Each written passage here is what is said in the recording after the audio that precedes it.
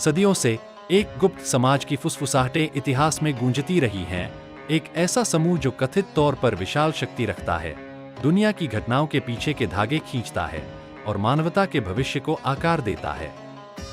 उन्हें इल्यूमिनाती कहा जाता है। लेकिन वे असल में कौन हैं? क्या वे सच हैं, काल्पनिक हैं या बीच का कुछ हैं? कहानी 1776 में बवेरिया, जो आज के जर्मनी का एक क्षेत्र है, से शुरू होती है। एक आदमी जिसका नाम आदम वेईशाप्त था, जो कानून के प्रोफेसर थे, ने एक समूह की स्थापना की जिसे उन्होंने ऑर्डर ऑफ द इल्यूमिनाती कहा। वेईशाप्त का दृष्टिकोण साहसिक था। वह चर्च और राज्य की कठोर श्रेणी को चुनौती देना चाहते थे। इल्यूमिनाती का उद्देश्य प्रबुद्धता के विचारों को बढ़ावा देना था, बुद्धि, धर्मनिरपेक्षता और अंधविश्वास से स्वतंत्रता। इसके सदस्य गुप्तता की शपथ लेते थे। उनका उद्देश्य शक्तिशाली संस्थाओं जैसे सरकारों और चर्चों में घुसपैठ करना था, ताकि वे अपनी प्रभावशाली स्थिति को छिपकर फैलाएं। लेकिन उनके उद्देश्य जल्दी ही संदेह का कारण बने।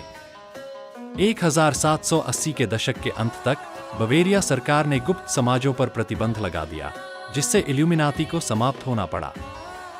या क्या हुआ था? यहां तथ्य और अटकलबाजी मिलती है। जबकि ऐतिहासिक इल्यूमिनाती अंधेरे में खो गया, उसकी किंवदंती ने अपनी खुद की जिंदगी ले ली। आधुनिक साजिशों में इल्यूमिनाती कहीं भी खत्म नहीं हुआ है। इसके बजाय कहा जाता है कि यह अंधेरे में काम करता है, वैश्विक घटनाओं को संचालित करता है, ताकि एक नया विश्व व्यवस्था स्थापित किया जा सके, एकल अधिनायकवादी विश्व सरकार। युद्धों से लेकर आर्थिक संकटों तक साजिशकर्ता दावा करते हैं कि इल्यूमिनाती ही इसके पीछे है। उनका कथित उद्देश्य? पूरी तरह से नियंत्रण। प्रतीक इल्यूमिनाती की कथाओं का दिल है।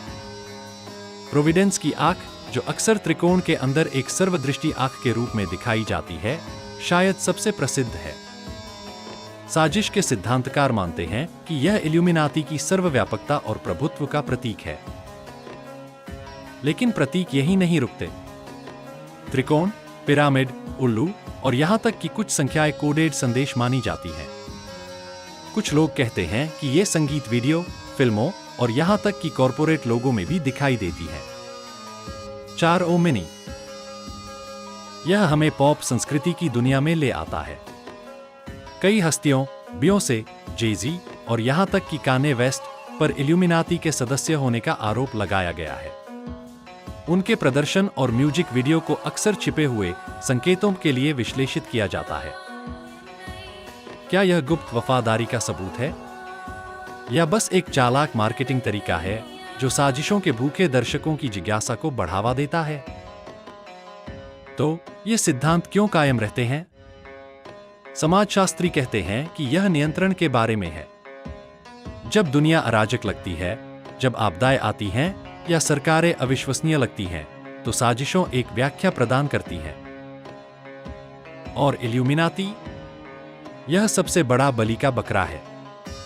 एक अदृश्य हाथ जो अराजकता को दिशा दे रहा है, चाहे अच्छा हो या बुरा। क्या इसमें कोई सच है? इतिहासकारों का कहना है कि आज के समय में इल्यूमिनाती के अस्तित्व का कोई ठोस सबूत नहीं है। वेईशाप्त द्वारा स्थापित संगठन शायद सदियों पहले समाप्त हो गया था। फिर भी यह किंवदंती बनी रहती है। कुछ के लिए यह एक रोमांचक रहस्य है, दूसरों के लिए यह असली समस्याओं से एक खतरनाक ध्यान भटकाव है। तो आप क्या सोचते हैं? क्या इल्यूमिनाती इतिहास का एक पुराना हिस्सा है, एक चालाक मार्केटिंग तरीका है, या एक अदृश्य ताकत है जो हमारे दुनिया को आकार दे रही है?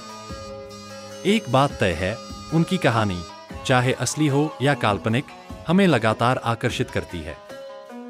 और शायद यही वो चाहते हैं।